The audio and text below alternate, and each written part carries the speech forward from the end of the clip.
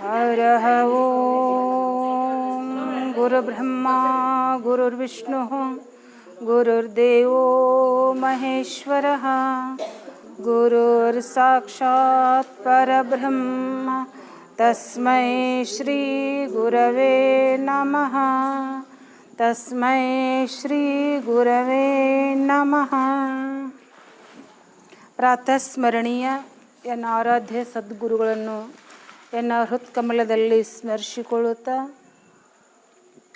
ಅದ್ವೈತ ಸಾರ್ವಭೌಮ ಸಾಧು ಚಕ್ರವರ್ತಿ ಸದ್ಗುರು ಸಿದ್ಧಾರೂಢಪ್ಪಾಜಿಯವರ ಪವಿತ್ರ ಅಡೆದಾವರಗಳಿಗೂ ಕೂಡ ಶರಣೆಂದು, ಮಹಾಮೌನಯೋಗಿ ಗುರುನಾಥಾರೂಢ ಅಪ್ಪಾಜಿಯವರ ಪವಿತ್ರ ಶ್ರೀ ಚರಣಾರವಿಂದಗಳಿಗೂ ಕೂಡ ಪ್ರಣಾಮಗಳನ್ನು ಸಮರ್ಪಿಸಿ, ಗ್ರಾಮ ದೇವತೆಯಾಗಿರುವ ರಾಮಲಿಂಗೇಶ್ವರನ ಶ್ರೀ ಚರಣಕ್ಕೂ ಕೂಡ ಪ್ರಣಾಮಗಳನ್ನು ಸಮರ್ಪಿಸಿ, ಆದಿಶಕ್ತಿ ಜಗನ್ಮಾತಾ ಜಗಜ್ಜನನಿ ದುರ್ಗಾದೇವಿಯ ಶ್ರೀ ಚರಣಗಳಿಗೂ ಕೂಡ ಭಕ್ತಿಯ ಕುಸುಮಗಳನ್ನು ಸಮರ್ಪಿಸಿ, ಈ ಹುಣ್ಣಿಮೆಯ ಈ ಸಾಯಂಕಾಲದ ಸತ್ಸಂಗದಲ್ಲಿ ಪಾಲ್ಗೊಂಡಿರುವ ಎಲ್ಲ ಶರಣ ಶರಣೆಯರಿಗೂ ಕೂಡ ಶರಣು ಶರಣಾರ್ಥಿಗಳು. ಶ್ರೀಮನ್ ನಿಜಗುಣ ಶಿವಯೋಗಿಗಳು ಕೈವಲ್ಯ ಪದ್ಧತಿ ಎಂಬ ಒಂದು ಗ್ರಂಥದಲ್ಲಿ ಹೇಳ್ತಾ ಇದ್ದಾರೆ. ಏನು ಹೇಳ್ತಾ ಇದ್ದಾರೆ ಅಂತಂದ್ರೆ, ಧರೆಗೆ ಯಾಚನೆಯಿಂದ ಲಘುತರ ಮುಂಟೆ. ಧರೆ ಅಂತಂದ್ರೆ ಈ ಭೂಮಿ, ಯಾಚನೆ ಅಂತಂದ್ರೆ ಬೇಡೋದು, ಲಘುತರ ಅಂತಂದ್ರೆ ಹಗುರತನ ಅದ ಏನು ಅಂತ ಪ್ರಶ್ನೆಯನ್ನು ಮಾಡಿದ್ದಾರೆ. ಯಾವ ಮನುಷ್ಯ ಇನ್ನೊಬ್ಬರಿಗೆ ಕೈ ಚಾಚಿ ಕೇಳ್ತಾನಲ್ಲ, ನನಗೆ ಕೊಡ್ರಿ, ನನಗೆ ಸ್ವಲ್ಪ ಹಣ ಕೊಡ್ರಿ, ನನಗೇನಾದರೂ ಕೊಡ್ರಿ ಅಂತ ಬೇಡ್ತಾನಲ್ಲ, ಅದಕ್ಕಿಂತಲೂ ಹಗುರವಾದದ್ದು ಈ ಪ್ರಪಂಚದಲ್ಲಿ ಅದ ಏನು ಅಂತ ಪ್ರಶ್ನೆಯನ್ನು ಮಾಡಿದ್ದಾರೆ. ಆದರೆ ಅದಕ್ಕೆ ಉತ್ತರ ಹೇಳ್ತಾರೆ ಇಲ್ಲ ಅಂತ. ಈಗ ಗಾಳಿ ಬೀಸ್ತದೆ ರೀ. ಗಾಳಿ ವೇಗವಾಗಿ ಬೀಸುವಾಗ ಒಂದು ಹತ್ತಿ ಅಂತಿರ್ತದೆ, ಹತ್ತಿ ಅದನ್ನು ಹಾರಿಸ್ಕೊಂಡು ತೆಗೆದುಕೊಂಡು ಹೋಗ್ತದೆ, ಬೋರೆಲ್ಲವನ್ನು ಹಾರಿಸ್ಕೊಂಡು ತೆಗೆದುಕೊಂಡು ಹೋಗ್ತದೆ. ಆದರೆ ಈ ಮನುಷ್ಯನನ್ನು ಆ ವಾಯುದೇವ, ಆ ಗಾಳಿ ತನ್ನ ವೇಗದಿಂದ ಯಾಕೆ ಹಾರಿಸಿಕೊಂಡು ತೆಗೆದುಕೊಂಡು ಹೋಗೋದಿಲ್ಲ ಅಂತಂದ್ರೆ, ಈ ಮನುಷ್ಯ ನನ್ನಲ್ಲಿಯೂ ಕೂಡ ಏನಾದರೂ ಬೇಡಬಹುದು ಅನ್ನೋ ಶಂಕೆಯಿಂದ, ಶಂಕೆ ಅಂತಂದ್ರೆ ಒಂದು ಪ್ರಶ್ನೆಯನ್ನು ಮಾಡಿಕೊಂಡು ತನ್ನಲ್ಲಿಯೇ ಆ ಬೇಡತಕ್ಕಂಥ ಮನುಷ್ಯನನ್ನು ಆ ವಾಯುದೇವ ಹಾರಿಸಿಕೊಂಡು ಹೋಗುವುದಿಲ್ಲ. ಚಂಡಮಾರುತ ಬೀಸ್ತದೆ ರೀ. ಚಂಡಮಾರುತ ಬೀಸಿತು ಅಂತಂದ್ರೆ ಎಷ್ಟೋ ಗಿಡಗಳು ಧರೆಗುರುಳ್ತವೆ, ಮನೆಗಳು ಬೀಳ್ತವೆ, ಮನೆ ಮೇಲೆ ಇದ್ದಿರ್ತಕ್ಕಂಥ ಯಾವ ತಗಡು ಪತ್ರಾಸುಗಳು ಹಾರಿ ಹೋಗ್ತವೆ. ಆದರೆ ಮನುಷ್ಯ ಗಾಳಿಯೊಳಗೆ, ಗಾಳಿಯ ವೇಗಕ್ಕೆ ಹಾರಿ ಹೋಗಿದ್ದಾನೇನು ಅಂತಂದ್ರೆ ಇಲ್ಲ. ಯಾಕಂತಂದ್ರೆ ಇವು ಬೇಡ್ತಾನೆ, ನನಗೆ ಕೊಡು ನನಗೆ ಕೊಡು ಅಂತೇಳಿ. ಭಗವಂತ ಏನೆಲ್ಲ ಸೃಷ್ಟಿ ಮಾಡಿಟ್ಟಿದ್ದಾನೆ. ಮನುಷ್ಯ ಹುಟ್ಟುವಕ್ಕಿಂತ ಪೂರ್ವದಲ್ಲಿ ಮನುಷ್ಯನಿಗೆ ಏನು ಬೇಕಲ್ಲ, ತಾಯಿಯ ಉದರದಲ್ಲಿ ಇದ್ದಾಗ ಮಗುವಿಗೆ ಏನು ಬೇಕು, ತಾಯಿ ಉದರದಿಂದ ಬಂದ ಮ್ಯಾಗ ಮಗು ಹೇಗೆ ಬದುಕಬೇಕು, ಅದು ಸಣ್ಣ ಬಾಲಕ್ಕಿದ್ದಾಗ ಅದಕ್ಕೆ ಏನು ಬೇಕಲ್ಲ ಊಟದ ವ್ಯವಸ್ಥೆ ಮಾಡಿದಾನ. ಆಮ್ಯಾಗ ದೊಡ್ಡದಾದ್ಮೇಲೆ ಏನು ತಿನ್ಬೇಕು ಅದನ್ನೂ ವ್ಯವಸ್ಥೆ ಮಾಡಿದಾನ. ಯೌವನ ಅವಸ್ಥೆಯಲ್ಲಿ ಬಂದಾಗ ಆತನಿಗೆ ಏನು ಊಟ ಬೇಕಲ್ಲ ಆ ಆಹಾರವನ್ನು ಕೂಡ ನಿರ್ಮಾಣ ಮಾಡಿಟ್ಟಾನ. ವಯಸ್ಸಾದ ಮ್ಯಾಗೂ ಕೂಡ ಆ ಮನುಷ್ಯ ಏನು ತಿನ್ನಬೇಕು ಅದನ್ನು ಕೂಡ ಭಗವಂತ ಎಲ್ಲ ವ್ಯವಸ್ಥಿತ ಇಟ್ಟಿದ್ದಾನೆ. ಅಷ್ಟೇ ಅಲ್ಲ, ಮಾನವ ದೇಹವನ್ನು ಕೊಟ್ಟು, ಮಾನವ ದೇಹವನ್ನು ಅರಿವಿನ ಜನ್ಮವನ್ನು ಕೊಟ್ಟು, ಒಳ್ಳೆಯ ವಿಚಾರಗಳನ್ನು ಇಟ್ಟು, ಒಳ್ಳೆಯ ಸಂಘವನ್ನು ಇಟ್ಟು ಭಗವಂತ ಮಹಾ ಉಪಕಾರ ಮಾಡಿದಾನ. ದುಡಿಲಿಕ್ಕೆ ಕೈಯ ಕಾಲ, ಒಳ್ಳೆಯ ಬುದ್ಧಿ, ನೋಡಲಿಕ್ಕೆ ಸುಂದರವಾದ ಕಣ್ಣ, ಕೇಳಲಿಕ್ಕೆ ಕಿವಿ ಎಲ್ಲವನ್ನೂ ಕೊಟ್ಟರೂ ಕೂಡ ಈ ಮನುಷ್ಯ ದುಡಿಯಲಾರದೆ ಮತ್ತೊಬ್ಬರ ಹತ್ತಿರ ಕೇಳಿ ಇಸ್ಕೊಳ್ತಾನಲ್ಲ, ಇದಕ್ಕಿಂತ ಹಗುರವಾದದ್ದು ಏನಾದರೂ ಅದ ಏನು ಅಂತಂದರೆ ಇಲ್ಲ ಅಂತ ಶ್ರೀ ನಿಜಗುಣ ಶಿವಯೋಗಿಗಳು ಹೇಳ್ಕೊಂಡು ಬರ್ತಾ ಇದ್ದಾರೆ. ಅದಕ್ಕಾಗಿ ಮನುಷ್ಯ ಯಾವಾಗಲೂ ಬೇಡಕ್ಕೆ ಹೋಗಬಾರ್ದು. ಬೇಡುವುದರಿಂದ ಹಗುರತನ ಆಗ್ತದೆ. ಯಾಕೆ ಬೇಡಬೇಕ್ರಿ? ಎಲ್ಲವೂ ಅದ, ಬೇಡು ಕೆಲಸ ಏನದ ಅದನ್ನು ಹೇಳ್ತಾ ಇದ್ದಾರೆ. ಬೇಡಕ್ಕೆ ಹೋಗಬಾರ್ದು ಅಂತ ಹೇಳ್ತಾ ಇದ್ದಾರೆ. ಇಲ್ಲಿ ಕಬೀರದಾಸರು ಒಂದು ಮಾತನ್ನು ಹೇಳ್ತಾರೆ. ಏನು ಹೇಳ್ತಾರೆ ಅಂತಂದ್ರೆ, ಮಾಂಗನ ಮರಣ ಸಮಾನ ಹೈ ಮತ್ ಕೋಯಿ ಮಾಂಗೈ ಮಾಂಗನತೆ ಮರಣ ಭಲ ಯಹ ಸದ್ಗುರುರೇ ಸಿಖ್. ಬೇಡುವುದಂತಂದ್ರೆ ಏನಪ್ಪ ಅಂತಂದ್ರೆ ಮರಣಿಗೆ ಸಮಾನ ಅದ ಅಂತ ಹೇಳ್ತಾರೆ ಅವ್ರು. ಯಾರು? ಕಬೀರರು, ಕಬೀರದಾಸರು. ಉತ್ತರ ಭಾರತದಲ್ಲಿ ಮಹಾನ್ ದೊಡ್ಡ ಸಂತರು ಇವರು. ಪ್ರಭು ಶ್ರೀರಾಮಚಂದ್ರನ ಭಕ್ತರು. ಅವರು ತಮ್ಮ ಅನುಭವವನ್ನು ಇಡೀ ಜಗತ್ತಿಗೆ ಹೇಳ್ತಾ ಇದ್ದಾರೆ. ಯಾವ ಮನುಷ್ಯ ಬೇಡ್ತಾನಲ್ಲ, ಬೇಡ್ತಕ್ಕಂಥ ಗುಣ ಏನದಲ್ಲ, ಬೇಡೋದಕ್ಕಿಂತಲೂ ಸಾಯುವುದೇ ಲೇಸು. ಬೇಡುವುದು ಏನದಲ್ಲ ಅದು ಮರಣಕ್ಕೆ ಸಮಾನದ. ಅದಕ್ಕಾಗಿ ಯಾರಲ್ಲಿಯೂ ಕೂಡ ನೀವು ಬೇಡಕ್ಕೆ ಹೋಗಬೇಡ ಅಂತ ಹೇಳ್ತಾ ಇದ್ದಾರೆ. ಇದು ಕಬೀರದಾಸರು ಹೇಳ್ತಾ ಇದ್ದಾರೆ. ಒಂದು ಉದಾಹರಣೆ ಏನು ಅಂತಂದರೆ, ಭಗವಾನ್ ಶ್ರೀಕೃಷ್ಣನ ಅತ್ಯಂತ ಪ್ರೀತಿಯ ಸ್ನೇಹಿತ ಸುಧಾಮ. ಬೃಂದಾವನದ ಬಾಜುಕೊಂದ ಪಕ್ಕದ ಹಳ್ಳಿಯಲ್ಲಿ ವಾಸಾಗಿದ್ದ. ಕೃಷ್ಣ ದ್ವಾರಕೆಯಲ್ಲಿ ಇದ್ದ. ಸುಧಾಮ ಏನು ಮಾಡ್ತಿದ್ದ ಅಂತಂದರೆ, ತನ್ನ ಪತ್ನಿಗೆ ಮೇಲಿಂದ ಮೇಲೆ ಕೃಷ್ಣನ ಉದಾರತ್ವ ಗುಣವನ್ನು ಹೇಳ್ತಿದ್ದ. ಕೃಷ್ಣ ಭಾಳ ಉದಾರ ಗುಣದಿಂದ ಕೂಡಿದಾನ, ರಾಜ ಅದಾನ, ಆತನಿಗೂ ನನಗೂ ಗುರುಕುಲದಲ್ಲಿ ಸ್ನೇಹ ಆಯಿತು. ಅಂಥ ಸ್ನೇಹಿತನನ್ನು ಪಡೆದುಕೊಳ್ಳಲಿಕ್ಕೆ ನಾನು ಬಹಳಷ್ಟು ಪುಣ್ಯ ಮಾಡಿದ್ದೇನೆ ಅಂತ ಕೃಷ್ಣನ ಒಂದು ಉದಾರ ಗುಣವನ್ನು, ಸದ್ಗುಣಗಳನ್ನು ಸುಧಾಮ ತನ್ನ ಪತ್ನಿ ಮುಂದೆ ಹೇಳ್ತಿರ್ತಾನೆ. ಸುಧಾಮನ ಪತ್ನಿ ಹೇಳ್ತಾಳೆ, ಅಲ್ರಿ ಇಷ್ಟೆಲ್ಲ ನಿಮ್ಮ ಸ್ನೇಹಿತನಾದ ನಿಮ್ಮ ಮಿತ್ರನಾದ ಕೃಷ್ಣನ ಬಗ್ಗೆ ಆತನ ಸದ್ಗುಣಗಳನ್ನು ವರ್ಣನೆ ಮಾಡಕತ್ತಿದ್ದೀರಿ. ಆತ ಎಷ್ಟು ಉದಾರಿ ದಾನ ಅನ್ನೋದನ್ನು ನೀವು ಹೇಳ್ತಾ ಇದ್ದೀರಿ. ಆದರೆ ಆತನ ಸ್ನೇಹಿತರು ನೀವು. ನಿಮಗಿಷ್ಟು ಬಡತನದ, ಮುರುಕ ಗುಡಿಸಲದ, ಒಂದು ಹೊತ್ತು ಉಣ್ಣಲಿಕ್ಕೆ ಅನ್ನ ಇಲ್ಲ. ನಿಮ್ಮ ಗೆಳೆಯನನ್ನು ನೀವು ಸ್ವಲ್ಪ ಏನಾದರೂ ಬೇಡಿ ಕೇಳಿ ಯಾಕೆ ತರಬಾರ್ದು? ನೀವು ಏನಾದರೂ ನಿಮ್ಮ ಗೆಳೆಯನನ್ನು, ನಿಮ್ಮ ಮಿತ್ರನನ್ನು, ನನಗೆ ಬಡತನದ, ನನಗೇನಾದರೂ ಸಹಾಯ ಮಾಡು ಅಂತ ನೀವು ಕೇಳಿದರೆ ನಿಮಗೆ ಎಂದೂ ಇಲ್ಲ ಅನ್ನಲ್ಲ. ಮಹಾ ಉದಾರಿದಾನ ಅಂತ ಹೇಳ್ತೀರಿ ನೀವು. ಅದಕ್ಕಾಗಿ ಒಂದು ಸರಿ ಅವನ ಹತ್ರ ಭೇಟಿಯಾಗಿ, ಅವನ ಹತ್ರ ಹೋಗಿ ಆತನಿಗೆ ಭೇಟಿಯಾಗಿ ಏನಾದರೂ ಕೇಳಿ ತರಬಾರ್ದೇನು ಅಂತ ಸುಧಾಮನ ಪತ್ನಿ ಆ ಸುಧಾಮನಿಗೆ ಹೇಳ್ತಾ. ಆತನಿಗೆ ಸಿಟ್ಟು ಬರ್ತದೆ. ನನ್ನ ಗೆಳೆಯನ ಹತ್ರ ನಾ ಏನೇನೂ ಬಿಡುವುದಿಲ್ಲ. ಸುಧಾಮ ಮಹಾಘನ ಪಂಡಿತ. ಆತನಿಗೆ ಎಷ್ಟೇ ಬಡತನ ಇದ್ದರೂ ಕೂಡ ಆ ಬಡತನದಲ್ಲಿಯೂ ಕೂಡ ಕೃಷ್ಣನ ನಾಮಸ್ಮರಣೆಯನ್ನು ಬಿಟ್ಟವನಲ್ಲ. ಆದರೆ ಒಂದು ಹೊತ್ತು ಊಟ ಇಲ್ಲ ಅಂದರೂ ಕೂಡ ಯಾರಲ್ಲಿಯೂ ಕೂಡ ನನಗೆ ಕೊಡ್ರಿ ಅಂತ ಬೇಡಿದವನಲ್ಲ. ಯಾಕೆ ಬೇಡಬೇಕು ಅಂತ ಕೇಳಿದವನು. ನನ್ನ ಗೆಳೆಯನ ಹತ್ರ ನಾನು ಕೇಳುವುದಿಲ್ಲ, ಏನನ್ನೂ ಕೇಳುವುದಿಲ್ಲ. ಹೀಗೆ ಹೇಳಿದಾಗ ಸುಧಾಮನ ಪತ್ನಿ ಹೇಳ್ತಾಳೆ, ಇಲ್ಲ, ನಿಮ್ಮ ಗೆಳೆಯನ ಹತ್ತಿರ, ನಿಮ್ಮ ಮಿತ್ರನ ಹತ್ತಿರ ನೀವು ಏನು ಕೇಳುವುದು ಬೇಡ. ಆದರೆ ಆತನ ದರ್ಶನಕ್ಕಾರ ಒಮ್ಮೆ ಹೋಗಬಾರ್ದೇನು ಅಂತ ಹೇಳ್ತಾಳೆ.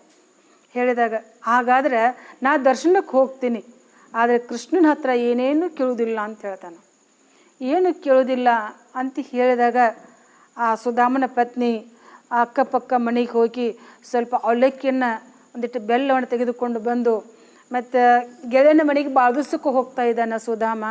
ಬರಗೈಲು ಹೋಗಬಾರ್ದು ಅಂತ ತಿಳ್ಕೊಂಡು ಅವಲಕ್ಕಿ ಸ್ವಲ್ಪ ಬೆಲ್ಲವನ್ನು ಕಟ್ಟಿ ಒಂದು ಗಂಟಿನಲ್ಲಿ ಅರಿವಿಯೊಳಗೆ ಕಟ್ಟಿ ಗಂಟು ಹಾಕಿ ಕೊಡ್ತಾಳೆ. ನಿನಗೆ ಗೆಳೆಯನಿಗೆ ಹೋಗಿ ಕೊಡ್ರಿ ಅದ ಅಂತೇಳಿ. ಸುಧಾಮ ದ್ವಾರಕೆಗೆ ಹೋಗ್ತಾನೆ. ಹೋದ್ಮೇಲೆ ಅಲ್ಲಿ ಇದ್ದಿರ್ತಕ್ಕಂಥ ದ್ವಾರಪಾಲಕರಿಗೆ ಹೇಳ್ತಾನೆ, ನಾನು ಕೃಷ್ಣನ ಬಾಲ್ಯ ಸ್ನೇಹಿತ, ನಾನು ಕೃಷ್ಣನ ನೋಡಬೇಕಾಗ್ಯದ, ಆತನಿಗೆ ಭೇಟಿ ಆಗಬೇಕಾಗ್ಯದ, ನಾನು ಒಳಗೆ ಕರ್ಕೊಂಡು ಹೋರಿ ಅಂತ ಹೇಳ್ತಾನೆ. ಅಲ್ಲಿದ್ದಿರ್ತಕ್ಕಂಥ ಸೇವಕರು ಸುಧಾಮನನ್ನು ಒಳಗೆ ಬಿಡುವುದಿಲ್ಲ. ಕೃಷ್ಣ ರಾಜ ಅದಾನ, ನೀನು ಒಬ್ಬ ಬಿಕಾರಿ ಇದಿ, ನೀಂತ ಬಡವದಿ, ನಿನ್ನ ನೋಡಿದ್ರೆ ಗೊತ್ತಾಗ್ತದೆ ನೀ ಎಷ್ಟು ದರಿದ್ರದಿಂದ ಕೂಡಿಕೊಂಡಿದ್ದೀಯ ಅನ್ನೋದು ನಮಗೆ ಗೊತ್ತಾಗ್ತದೆ. ಅದಕ್ಕಾಗಿ ಕೃಷ್ಣೆಲ್ಲೇ ನೀನೆಲ್ಲೇ ನಿನ್ನ ನಾವು ಒಳಗೆ ಬಿಡುವುದಿಲ್ಲ ಅಂತ ಹೇಳ್ತಾರೆ ದ್ವಾರಪಾಲಕರು. ನನ್ನನ್ನು ನೀವು ಒಳಗೆ ಬಿಡಲಿಲ್ಲ ಅಂದರೂ ಪರವಾಗಿಲ್ಲ, ಆದರೆ ಕೃಷ್ಣನಿಗೆ ಈ ವಿಷಯ ತಿಳಿಸ್ರಿ ಅಂತ ಹೇಳ್ತಾನೆ ಸುಧಾಮ. ಅಲ್ಲಿದ್ದಿರ್ತಕ್ಕಂಥ ಒಬ್ಬ ಸೇವಕ ಕೃಷ್ಣನ ಹತ್ರ ಹೋಗಿ ತಿಳಿಸ್ತಾನೆ, ಹೇ ಭಗವಂತ, ಹೇ ಮಹಾರಾಜ, ಹೇ ದ್ವಾರಕಾಧೀಶ, ನಿಮ್ಮನ್ನು ಹುಡುಕೊಂಡು ಒಬ್ಬ ಬ್ರಾಹ್ಮಣ ಬಂದಿದ್ದಾನೆ. ಆ ಬ್ರಾಹ್ಮಣ ನೋಡಲಿಕ್ಕೆ ಹೆಂಗದಾನಂತಂದ್ರೆ ಭಾಳ ಬಡತನದಿಂದ ಕೂಡಿಕೊಂಡಿದ್ದಾನೆ. ಆತ ಯಾವಾಗ ಸ್ನಾನ ಮಾಡಿದ ನನಗೆ ಗೊತ್ತಿಲ್ಲ. ಮೈ ಮೇಲಿದ್ದಿರ್ತಕ್ಕಂಥ ಎಲ್ಲ ಬಟ್ಟೆಗಳು ಕೂಡ ಹರಿದು ಹೋಗಿದ್ದಾವ, ಭಾಳಷ್ಟು ಮಲಿನ ಆಗಿದ್ದಾವೆ ಬಟ್ಟೆ. ಅಂಥ ಒಬ್ಬ ಬ್ರಾಹ್ಮಣ ಆ ಕೃಷ್ಣ ನನ್ನ ಸ್ನೇಹಿತ ಅಂತ ಹೇಳ್ತಾ ಇದ್ದಾನೆ. ಮತ್ತು ಆತನನ್ನು ಒಳಗೆ ಕಳಿಸಬಹುದಾ ಅಥವಾ ಇಲ್ಲ ಅಂದಾಗ ಕೃಷ್ಣ ಈ ಮಾತನ್ನು ಕೇಳಿದ್ದೇ ತಡ ಓಡೋಗಿ ತಾನ ಹೊರಗೆ ಬರ್ತಾನೆ. ಓಡೋಡಿ ಹೊರಗೆ ಬಂದು ತನ್ನ ಸ್ನೇಹಿತನನ್ನು ಅರಮನೆಗೆ ಒಳಗೆ ಕರ್ಕೊಂಡು ಹೋಗಿ ಆತನ ಕಾಲಿಗೆ ಭಾಳಷ್ಟು ಮುಳ್ಳು ನಟ್ಟಿರ್ತಾವೆ. ಆ ಪಾದವನ್ನು ಒಂದು ಬಂಗಾರದ ಒಂದು ತಾಟಿನಲ್ಲಿಟ್ಟು, ಸುಧಾಮನ ಪಾದವನ್ನು ಬಂಗಾರದ ಒಂದು ತಾಟಿನೊಳಗೆ ಹಿಂಗಿಟ್ಟಿಕ್ಕೆ ನೀರು ಹಾಕಿ ಎಲ್ಲ ಸ್ವಚ್ಛಾಗಿ ತೊಳಿತಾನೆ. ತೊಳೆದು ಆ ಕಾಲಿಗೆ ನಟ್ಟಿರ್ತಕ್ಕಂಥ ಎಲ್ಲ ಮುಳ್ಳವನ್ನು ಒಂದೊಂದು ಸಾಕಾಸ ತೆಗೆದ ನನ್ನ ಸ್ನೇಹಿತನಿಗೆ ನನ್ನ ಇಷ್ಟೊಂದು ನೋವಾಗ್ಯದ, ನನಗೋಸ್ಕರವಾಗಿ ಬಹಳ ದೂರದಿಂದ ಬಂದಿದ್ದಾನೆ, ನನಗೋಸ್ಕರವಾಗಿ ಈ ಪಾದಗಳ ಭಾಳಷ್ಟು ನೋವನ್ನು ಅನುಭವಿಸಿದವಂತ ತಿಳ್ಕೊಂಡು ಕೃಷ್ಣ ಕಣ್ಣ ನೀರು ಹಾಕಿ ಆ ಪಾದವನ್ನು ತೊಳಿತಾನೆ. ತೊಳೆದು ಆತನಿಗೆ ಅನೇಕ ಸುಗಂಧದಿಂದ ಕೂಡಿಕೊಂಡಿರ್ತಕ್ಕಂಥ ನೀರಿನಿಂದ ಆತನ ಅಭ್ಯಂಗನ ಸ್ನಾನ ಮಾಡಿಸ್ತಾನೆ. ಸ್ನಾನ ಮಾಡಿಸಿ ಆತನಿಗೆ ಒಂದು ಪೀತಾಂಬರವನ್ನು ಉಡಲಿಕ್ಕೆ ಕೊಡ್ತಾನೆ. ಜಳಕಾಯಿತು, ಎಲ್ಲ ಆಯಿತು. ಆದ್ಮ್ಯಾಗ ಕೃಷ್ಣ ಪ್ರತಿದಿನ 56 ಥರದ ಅಡುಗೆಯನ್ನು ಊಟ ಮಾಡ್ತಿದ್ದ. ಎಷ್ಟು ಥರ ರೀ? 56 ಚಪ್ಪನ್ ಭೋಗ. ಕೃಷ್ಣನ ಪ್ರತಿದಿನ ಊಟದ ವ್ಯವಸ್ಥೆ ಇದು. ಈಗ ಸದ್ಯಕ್ಕಾದರೂ ಒರಿಸ್ಸಾದಲ್ಲಿ ಜಗನ್ನಾಥನಿಗೆ 56 ಥರದ ಅಡುಗೆಯನ್ನು ನೈವೇದ್ಯ ಮಾಡ್ತಾರೆ. ಸದ್ಯದಲ್ಲಿ ಜಗನ್ನಾಥ ಪುರಿಯೊಳಗೆ ಭೋಜನವನ್ನು ಮಾಡಿಸ್ತಾನೆ. 56 ಥರದ ಅಡುಗೆಯನ್ನು ಊಟ ಮಾಡಿ ವಿಶ್ರಾಂತಿಯನ್ನು ಮಾಡ್ತಿರ್ತಾರೆ ಕೃಷ್ಣ ಮತ್ತು ಸುಧಾಮ. ಕೃಷ್ಣ ಸುಧಾಮನನ್ನೇ ಕೇಳ್ತಾನೆ, ಹೇ ಮಿತ್ರ, ಅತ್ತಿಗೆ ಹೇಗದಾಳ, ಆರಾಮದಾಳೇನು ಅಂತ ಕೇಳ್ತಾನೆ. ಹ್ಞೂ ಆರಾಮದಾಳು ಅಂತ ಸುಧಾಮ ಹೇಳ್ತಾನೆ. ಮತ್ತು ಅತ್ತಿಗೆ ನನಗೋಸ್ಕರವಾಗಿ ನನಗೇನು ಕೊಟ್ಟಿದ್ದಾಳು ಅಂತ ಕೇಳ್ತಾನೆ ಕೃಷ್ಣ. ಸುಧಾಮ ವಿಚಾರ ಮಾಡ್ತಾನೆ, ಕೃಷ್ಣ ರಾಜ ಅದಾನ, ದ್ವಾರಕಾಧೀಶ ಅದಾನ, ಇಂಥ ಅರಮನೆ ಅದ, ಪ್ರತಿದಿನ 56 ಥರದ ಅಡುಗೆಯನ್ನು ಕೃಷ್ಣ ಊಟ ಮಾಡ್ತಾನೆ. ಮತ್ತು ನಾ ಹೆಂಗೆ ಇದನ್ನು ಕೊಡಲಿ, ಅವಲಕ್ಕಿ ಮತ್ತು ಬೆಲ್ಲ ಹೇಗೆ ಕೊಡಬೇಕು ಅಂತ ಆತ ಮುಚ್ಚಿಟ್ಕೊಳ್ತಿರ್ತಾನೆ. ಕೃಷ್ಣ ಮುಚ್ಚಿಟ್ಕೊಳ್ಳೋದನ್ನು ನೋಡಿಕ್ಯಾರ ಅದನ್ನು ಕಸ್ಕೊಂಡು 3 ಮುಟ್ಟಿಗೆ ಅದನ್ನು ಸಂತೋಷವಾಗಿ ಸ್ವೀಕಾರ ಮಾಡ್ತಾನೆ ಕೃಷ್ಣ. ಕೃಷ್ಣನ ಒಂದು ಆದೇಶದಂತೆ ಒಂದು ದಿನ ಇರ್ತಾನೆ. ಮರನೇ ದಿನ ಸುಧಾಮ, ಇಲ್ಲಪ್ಪ ನಾನು ಹೋಗಬೇಕು, ನಿನ್ನ ಅತ್ತಿಗೆ ದಾರಿ ಕಾಯ್ತಾಳ, ಮಕ್ಕಳು ಅಳ್ತಿರ್ತಾವ, ನಾವು ಹೋಗಬೇಕು ಅಂತ ಸುಧಾಮ ಹೇಳ್ತಾನೆ. ಇಲ್ಲ, ನೀವು ಹೋಗಂಗಿಲ್ಲ, ನೀ ಇರಬೇಕು ಅಂತ ಹೇಳ್ತಾನೆ. ಸುಮಾರು ದಿನಗಳವರೆಗೆ ಸುಧಾಮನನ್ನು ಕೃಷ್ಣ ತನ್ನ ಅರಮನೆಯಲ್ಲಿ ಇಟ್ಕೊಳ್ತಾನೆ. ವಿಶ್ವಕರ್ಮನನ್ನು ಕರೀತಾನೆ ಕೃಷ್ಣ. ಕರೆದು ಹೇಳ್ತಾ ಇದ್ದಾನೆ, ಹೇ ವಿಶ್ವಕರ್ಮ, ನನ್ನ ಸ್ನೇಹಿತನಿಗೆ ನೀನು ಅರಮನೆಯನ್ನು ಕಟ್ಟಿಕೊಡ್ಬೇಕು.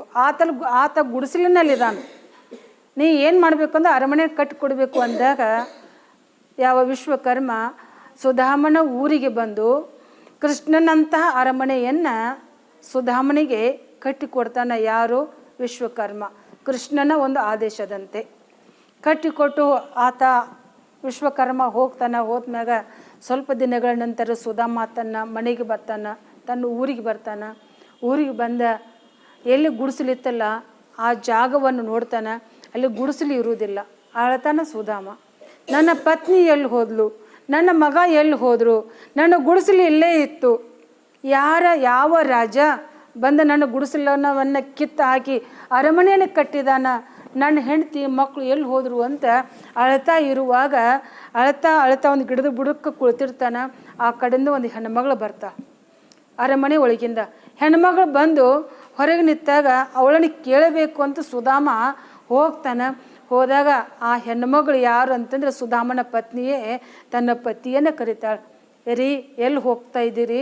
ಇದು ನಮ್ಮ ಅರಮನೆ, ನಿನ್ನ ಸ್ನೇಹಿತ, ನಿನ್ನ ಕೃಷ್ಣ, ನಿನ್ನ ಮಿತ್ರ ನಮಗಿಂತ ಭವ್ಯವಾದ ಅರಮನೆಯನ್ನು ಕಟ್ಟಿಕೊಟ್ಟಿದ್ದಾನ ಅಂತ ಎಲ್ಲ ವಿಷಯವನ್ನು ಹೇಳಿದಾಗ ಸುಧಾಮನಿಗೆ ಏನಾಯಿತು ಅಂತಂದ್ರೆ ಬಹಳ ಸಂತೋಷ ಆಯಿತು. ಸುಧಾಮ ಕೃಷ್ಣನ ಹತ್ರ ಬೇಡಕ್ಕೆ ಹೋಗಿದ್ದೇನು ಅಂತಂದ್ರೆ ಬೇಡಕ್ಕೆ ಹೋಗಿಲ್ಲ, ಕೇವಲ ಕೃಷ್ಣನ ದರ್ಶನಕ್ಕಾಗಿ ಹೋಗಿದ್ದ. ಯಾರು? ಸುಧಾಮ. ಬೇಡಬೇಕಂತ ಹೋಗಿಲ್ಲ. ಬೇಡುವುದು ಏನಪ್ಪ ಅಂತಂದ್ರೆ ಮರಣಕ್ಕೆ ಸಮಾನದ, ನಾ ಎಂದೂ ಬೇಡುವುದಿಲ್ಲ ಅಂತಂದ. ಯಾರು? ಸುಧಾಮ. ಆದ್ರೆ ಭಗವಂತ ಏನು ಮಾಡ್ದ ಅಂತಂದ್ರೆ ಸುಧಾಮ ಬೇಡುವುದಿಲ್ಲ ಅನ್ನೋದು ಗೊತ್ತಿದ್ದಕ್ಯಾರ ಬೇಡಲಾರದೆ ಕೇಳಲಾರದೆ ತನ್ನ ಸ್ನೇಹಿತನಿಗೆ ಏನು ಕೊಟ್ಟ ಅಂತಂದ್ರೆ ತನ್ನದೇ ಸದೃಶ್ಯವಾದ ಅರಮನೆಯನ್ನು ಕಟ್ಟಿಕೊಡ್ತಾನೆ. ಯಾರು? ಕೃಷ್ಣ ಭಗವಂತ. ಅದಕ್ಕಾಗಿ ಒಂದು ಉದಾಹರಣೆ ಏನು ಅಂತಂದ್ರೆ,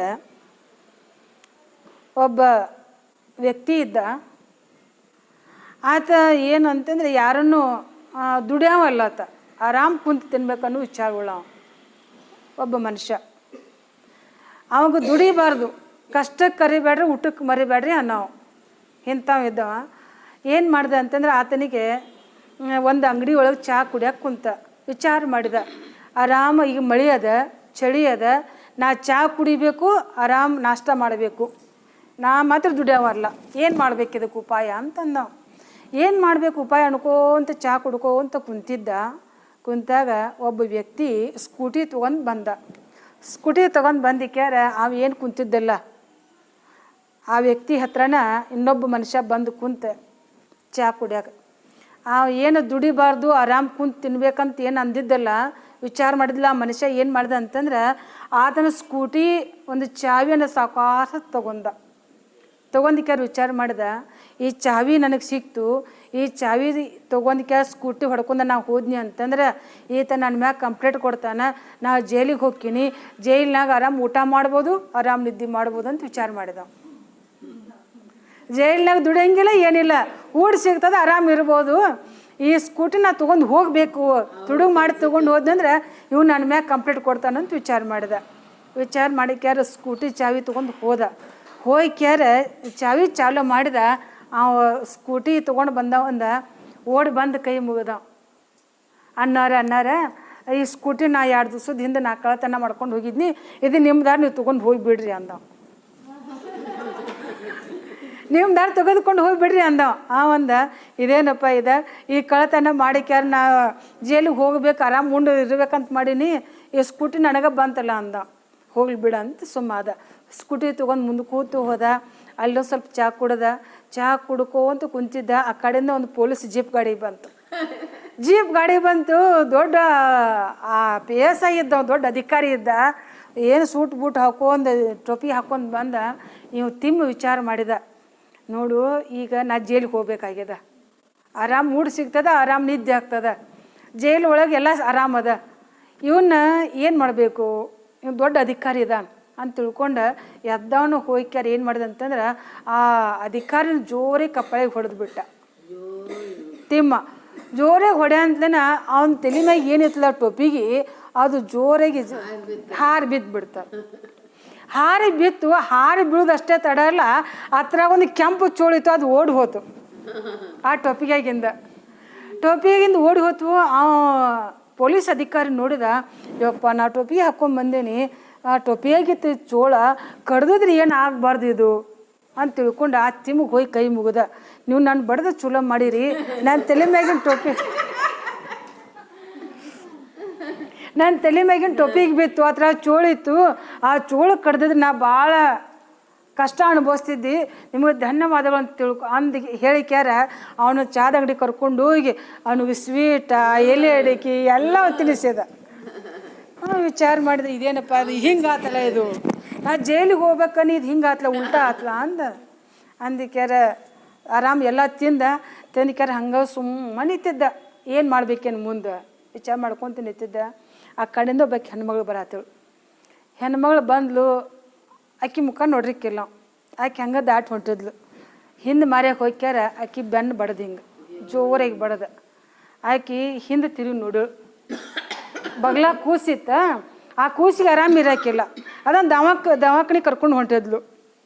ಆ ಹೆಣ್ಮಗಳು ಭಾಳ ಜ್ವರ ಬಂದಿದ್ದು. ಅದಕ್ಕೆ ದವಾಖಾನೆ ಕರ್ಕೊಂಡು ಹೋಗುವಾಗ ಹಿಂದೆ ತಿರುಗಿ ನೋಡಿದ್ಲು, ಯಾರು ನನ್ನ ಬೆನ್ನು ಬಡಿಯಾಕತ್ತಾರಂತ ಹೊಳ್ಳಿ ನೋಡಿದ್ಲು. ಯಾರು ಆಗಿರ್ಕಿಲ್ಲ, ಅವ್ನು ಹೆಂಡ್ತಿನ ಆಗಿದ್ಲಾಕಿ. ಆಕಿನ ಹಿಡಿದ್ರೆ ಆಕೆ ನಾನು ಬಡಿತಾಳು, ನಾ ಜೈಲಿಗೆ ಹೋಗೋಣಂತ ಅವ್ನು ವಿಚಾರ ಇಟ್ಟಿದ್ದ. ಆಕೆ ಯಾರಾಗಿಲ್ಲ, ಅವ್ನು ಹೆಂಡ್ತಿನ ಆಗಿದ್ಲು. ಹೊಳ್ಳಿ ತಿರುಗಿ ನೋಡಿದ್ಲು, ಏನು ಮಾಡಕತ್ತಿದ್ದಿಲ್ಲಿ, ಮಗಳಿಗೆ ಆರಾಮಿಲ್ಲ, ಇಲ್ಲಿ ಬಂದು ಕುಂತಿದ್ದಿ, ಹಿಡಿ ಚೀಲ ನಡಿ ದವಾಖಾನೆ ಹೋಗೋಣ ಅಂತಂದ್ಲ. ಇವರು ಕೂಡ ದವಾಖಾನಿಗೆ ಹೋದರು. ಆಮೇಲೆ ದವಾಖಾನಿಂದ ತಮ್ಮ ಮನೆಗೆ ಹೋದರು. ಹಂಗೆ ಮನುಷ್ಯ ಕಷ್ಟಕ್ಕೆ ಕರಿಬೇಡ್ರಿ, ಊಟಕ್ಕೆ ಮರಿಬೇಡ್ರಿ ಅಂತಂದ್ರೆ ಅದು ಹೆಂಗೆ ಸಾಧ್ಯ ಆಗ್ತದೆ? ನಾವು ಕಷ್ಟಪಟ್ಟು ದುಡಿಬೇಕು, ಕಷ್ಟಪಟ್ಟು ನಾವು ಏನು ಮಾಡಬೇಕು, ಹಣ ಸಂಪಾದನೆ ಮಾಡಬೇಕು. ಸಂಪಾದನೆ ಮಾಡಿದ್ರಲ್ಲಿ ದಾನ ಧರ್ಮ ಮಾಡ್ಕೊತ ಇನ್ನೊಬ್ರಿಗೆ ಕೈ ಒಡ್ಡಲಾರದ ನಮ್ಮ ಜೀವನವನ್ನು ನಾವು ಧರ್ಮದಿಂದ ನಾವು ನಡೆದದ್ದಾದ್ರೆ ಭಗವಂತನಿಗೂ ಕೂಡ ನಾವು ಏನಾಗ್ತಪ್ಪ ಅಂತಂದ್ರೆ ಭಗವಂತನ ಹೃದಯದಲ್ಲಿ, ಆತನ ಕಣ್ಣಲ್ಲಿ ನಾವು ಉಳಿತೀವಿ. ಇಲ್ಲ ಅಂತಂದ್ರೆ ಈ ಪ್ರಕೃತಿಗೂ ಕೂಡ ನಾವು ಬೇಸರ ಆಗ್ತೀವಿ. ಗಾಳಿ ಏನಂತದು, ಈ ಮನುಷ್ಯ ಬೇಡ ತಿಂತಾನ, ಇವನಾಕ ನಾ ಹಾರಿಸ್ಕೊಂಡು ತೆಗೆದುಕೊಂಡು ಹೋಗ್ಬೇಕಂತ. ಈ ಪ್ರಕೃತಿ, ವಾಯುದೇವ, ಈ ಭೂತಾಯಿ ಕೂಡ ಬೇಡ ತಿನ್ನತಕ್ಕಂಥ, ಯಾವ ದುಡಿಲಾರದೆ ದುಃಖ ಪಡಲಾರದೆ ತಿಂತಕ್ಕಂಥ ವ್ಯಕ್ತಿನ ನೋಡಿದ್ರೆ ಅವರು ಕೂಡ ಹೆದರ್ತಾರೆ. ಅದಕ್ಕಾಗಿ ನಾವು ಆ ರೀತಿ ಮಾಡಲಾರದೆ, ಶ್ರಮ ಪಟ್ಟು ಯಾರನ್ನು ಕೇಳಲಾರದೆ ಧರ್ಮದಿಂದ ದುಡಿದು ನಮ್ಮ ಜೀವನವನ್ನು ನಾವು ಸಾರ್ಥಕ ಮಾಡಿಕೊಳ್ಳೋಣ ಅಂತ ಹೇಳುತ್ತಾ ಇವತ್ತಿನ ವಿಷಯಕ್ಕೆ ವಿರಾಮ. ಸಮಯ ಭಾಳ ಆಗ್ಯದ.